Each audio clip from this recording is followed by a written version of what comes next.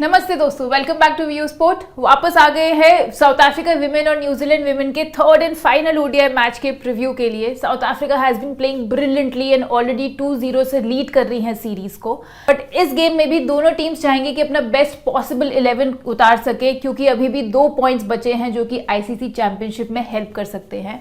And just like the teams, हम भी कोशिश करेंगे अपना बेस्ट पॉसिबल फैंटेसी 11 आपको देने के लिए, ताकि आप लोग भी जीत सको।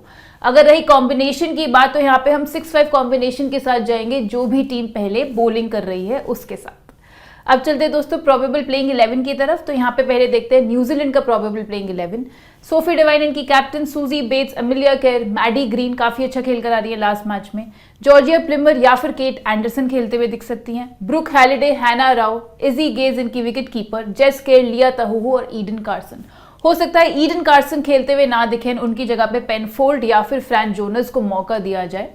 बात करें साउथ अफ्रीका की प्रोबेबल प्लेइंग 11 की, तो लॉरा वोल्वार्ड इनकी captain, Tazmin Brits, Lara Goodall Sune Luus half century बनाकर आ रही है लास्ट मैच में। Marizanne Kapp, Chloe Tryon, Nadine de Klerk बहुत ही बेहतरीन फॉर्म में चल रही हैं। सिनोला जाफ्ता इनकी विकेट कीपर, आयबोंगा खाका, एन लाबा और मासाबाता क्लास। हम एक्सपेक्ट कर रहे हैं कि इनकी प्रोबेबल प्लेइंग 11 में कोई डिफरेंस नहीं होना चाहिए फ्रॉम देयर लास्ट 2 गेम्स, क्योंकि वैसे भी विनिंग कॉम्बिनेशन चल रहा है इस टाइम साउथ अफ्रीका का। अब चलेंगे दोस्तों वेन्यू एनालिसिस पर। तो ये गेम खेला जाएगा किंग्स मीट डरबन में, जहां पे अभी तक केवल 3 ही विमेन्स ओडीआईज हुए हैं एंड ये 4th ओडीआई मैच होगा। तो पिछले 3 ओडीआई मैचेस का जो एवरेज फर्स्ट इनिंग स्कोर रहा है वो रहा है 218 रन का। एंड टीम बैटिंग फर्स्ट यहाँ पे तीनों ही मैचेस जीती है, तो क्लियर डोमिनेंस दिखा है टीम बैटिंग फर्स्ट का। पेस वर्सेस स्पिन की अगर मैं बात करूं, तो लास्ट 3 गेम्स में पेसर्स ने भी क्लियर डोमिनेट किया है। यहाँ पे 31 विकेट्स निकाली हैं और वहीं 14 विकेट्स निकाली हैं स्पिनर्स ने। अब ऊपर मैंने आपको बोला कि जो भी बॉलिंग पहले कर रहा है आप उसके फेवर में टीम बना सकते हैं।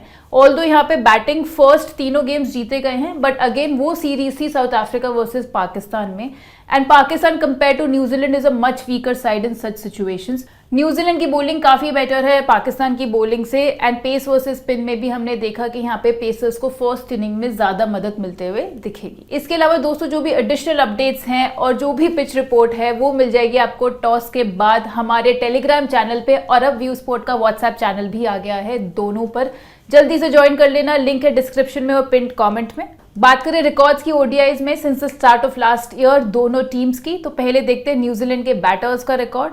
तो यहाँ पे अमिलिया केर ने सबसे ज्यादा रन बनाए हैं, 2 बारी सेंचुरी लगाई है, 5 बारी हाफ सेंचुरी लगा चुकी हैं, लास्ट गेम में भी हाफ सेंचुरी लगाकर आ रही हैं।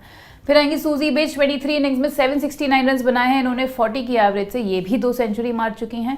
सोफी डिवाइन भी 2 सेंचुरी मार चुकी हैं since the start of last year.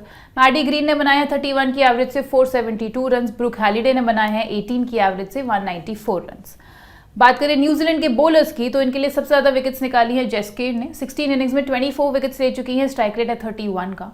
लिया तहूहू ने लिए 14 इनिंग्स में 19 विकेट्स, ये लास्ट गेम में भी 2 विकेट्स लेकर आ रही हैं। हैना राव जो कि बहुत ही बेहतरीन परफॉर्म कर रही हैं इस सीरीज में, दोनों गेम्स में काफी अच्छा परफॉर्म किया है इन्होंने, 15 इनिंग्स में 19 विकेट्स निकाल चुकी हैं। अमिलिया केर ने निकाली है 22 इनिंग्स में 18 विकेट, सोफी डिवाइन ने निकाली है 17 इनिंग्स में 11 विकेट्स। अब चलेंगे साउथ अफ्रीका की तरफ। तो साउथ अफ्रीका के बैटर्स में सबसे ज्यादा रन बनाए हैं इनके कैप्टन लॉरा वोल्वार्ड ने, 23 इनिंग्स में 1000 से भी ऊपर रन बना चुकी हैं 49 की एवरेज से, और ये भी लगा चुकी हैं 2 सेंचुरी। फिर आएंगी सूने लूज जो कि 21 इनिंग्स में 36 की एवरेज से बना चुकी हैं 727 रन। मैरिजन कैप ने बनाए 16 इनिंग्स में 572 रन। क्लोई ट्रायन बना चुकी हैं 16 इनिंग्स में 477 रन। एंड इसके अलावा नडीन डी क्लर्क भी बना चुकी हैं 8 इनिंग्स में 235 रन 47 की एवरेज से। बात करें साउथ अफ्रीका के बॉलर्स की, तो सबसे ज्यादा विकेट्स निकाली है आयबोंगा खाका ने, 22 इनिंग्स में 33 विकेट्स निकाल चुकी हैं, एवरेज है केवल 25 का। नडीन डी क्लर्क जो कि एकदम पर्पल पैच चल रहा है, जिनका 12 इनिंग्स में 23 विकेट्स निकाल चुकी हैं। मासाबाता क्लास ने निकाली हैं 13 इनिंग्स में 20 विकेट्स। मारिजन कैप निकाल चुकी है 15 इनिंग्स में 15 विकेट्स, एंड बाकी प्लेयर्स के रिकॉर्ड्स आप देख सकते हैं।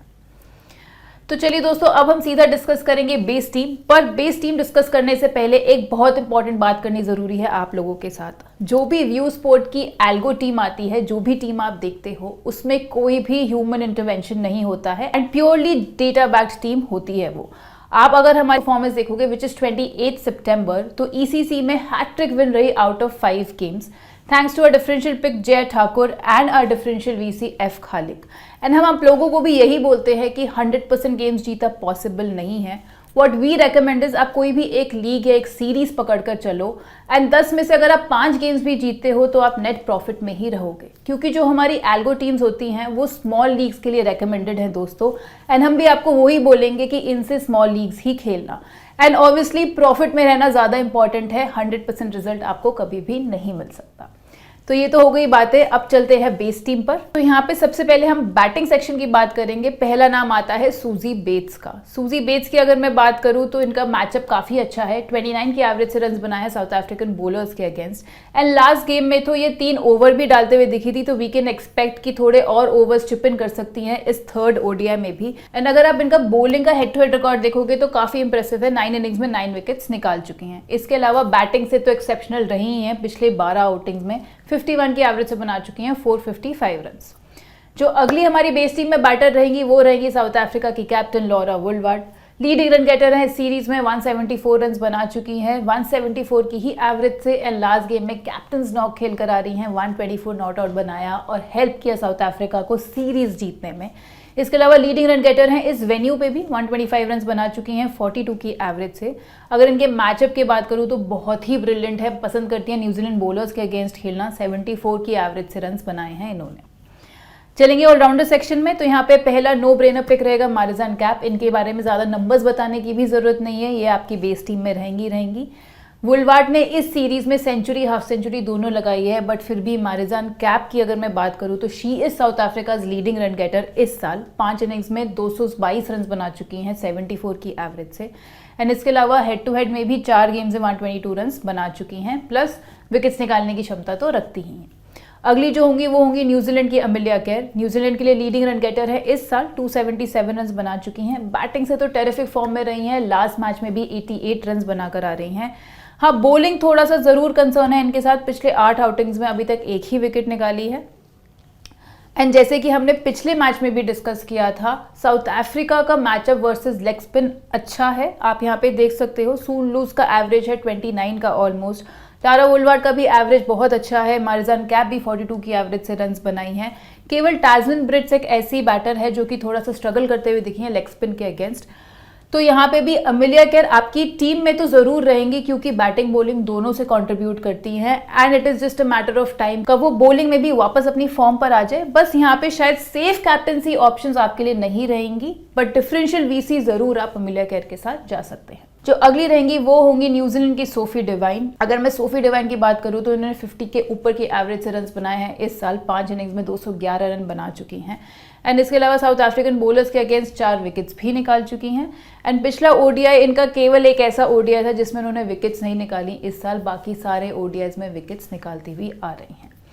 जो लास्ट टॉपिक रहेगी हमारी बेस टीम में वो रहेंगी नडीन डी क्लर्क। अगेन बहुत ही एक्सेप्शनल फॉर्म में चल रही हैं, लीडिंग विकेट टेकर है साउथ अफ्रीका के लिए इस साल, 13 विकेट्स ऑलरेडी निकाल चुकी हैं केवल 5 आउटिंग्स में। एवरेज है 13 से भी कम का। एंड पिछले 15 ओडीआईज में दोस्तों एक बार भी विकेटलेस नहीं गई हैं। एंड अगर मैं इनके रन्स की बात करूं तो पिछले 4 आउटिंग्स में ये 171 रन्स बना चुकी हैं। एंड 4 में से केवल एक ही बार ही आउट हुई हैं, मतलब एक्सट्रीमली सेफ ऑप्शन है आप लोगों के लिए। सेफ ऑप्शन है to make her as your captain also. And एल्गो टीम ने भी लास्ट दोनों गेम्स में इनको कैप्टन बनाया था, एंड लास्ट गेम में 200 से ऊपर पॉइंट्स भी देकर गई थी ये हम लोगों को। बात करें बॉलिंग सेक्शन की, तो यहाँ पे पहली जो पिक रहेगी बेस टीम में वो हमारी रहेगी न्यूजीलैंड की राइट आर्म मीडियम पेसर हैना राव। सरप्राइजिंगली न्यूजीलैंड के लिए सेकंड हाईएस्ट रन गेटर है इस सीरीज में। बैटिंग बॉलिंग दोनों से बहुत ही बेहतरीन कंट्रीब्यूट कर रही हैं, 92 रन बना चुकी हैं ऑलरेडी एंड 3 विकेट्स भी निकाल चुकी हैं। She is the only New Zealand bowler जो दोनों मैचेस में विकेट्स निकालने में सक्सेसफुल रही हैं। इसके अलावा अगर आप उनके पिछले 6 हेड टू हेड गेम्स देखोगे तो केवल एक ऐसा गेम था जिसमें विकेटलेस गई थी, उसके अलावा टोटल अभी तक 7 विकेट्स निकाल चुकी हैं, एवरेज है 22 का।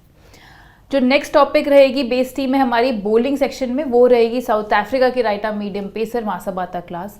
जॉइंट लीडिंग विकेट टेकर है इस सीरीज में along with Nadine de Klerk, already 5 wickets निकाल चुकी हैं। इसके अलावा good overall head to head record भी है इनका, 13 इनिंग्स में 15 विकेट्स निकाल चुकी हैं। एंड पिछले 12 आउटिंग्स में 8 मैचेस में ये 2 या 2 से ज़्यादा विकेट्स निकाल कर आ रही हैं।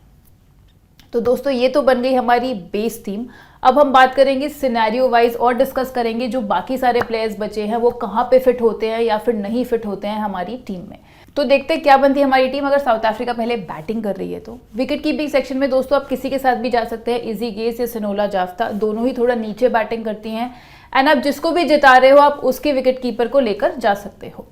बात करें अगर हम बैटिंग सेक्शन की तो हमारी बेस टीम में ऑलरेडी सूजी बेट्स और लॉरा वुलवार्ड थी। यहाँ पे अगर साउथ अफ्रीका पहले बैटिंग कर रही है तो we would want to pick Sune Luus. यहाँ पे ग्रेट टच में दिखी थी, लास्ट मैच में भी हाफ सेंचुरी बनाकर आ रही हैं एंड इस साल ऑलरेडी 47 की एवरेज से रन बना चुकी हैं, 189 रन एंड इसके अलावा पिछले 3 हेड टू हेड गेम्स में 2 बारी हाफ सेंचुरी लगा चुकी है एंड टोटल इनका अगर आप हेड टू हेड रिकॉर्ड देखोगे तो 42 की एवरेज से बनाए हैं इन्होंने 165 रन। आप इनके अलावा जो कि ऑप्शंस देखोगे बैटिंग सेक्शन में वो है टैस्मैन ब्रिट्स और लारा गुडॉल एंड दोनों ही अभी इतनी अच्छी फॉर्म में नहीं चल रही हैं, तो कंपैरेटिवली जहां हमें पिक करना है तो हम सूने लूस को पिक करेंगे as a third batting option when South Africa is batting first. Allrounder section की बात रही तो यहाँ पे हम ऑलरेडी 4 पिक्स पिक कर चुके हैं, Nadine de Klerk, Marizanne Kapp, Sophie Devine और अमिलिया कैर। हमारे पास जगह नहीं बचती है कि हम एक 5th ऑलराउंडर पिक कर सके जो कि है क्लोई ट्रायन। वो एनीवे काफ़ी नीचे बैटिंग करती है, नंबर 6 पर बैटिंग करने आती है। लास्ट गेम में मौका भी नहीं मिला था बैटिंग का, प्लस ओवर्स भी उनसे ज़्यादा नहीं डलवाए जा रहे हैं, 2 या 3 ओवर्स ही डालते हुए दिख रही है, तो she can be avoided from the allrounder section. हाँ, ऐसे सिनेरियोज जहाँ पे आपको 3 बैटर्स नहीं पिक करने हैं वहाँ पे आप जरूर 5 ऑलराउंडर्स के साथ जा सकते हैं and Chloe Tryon can be in your team.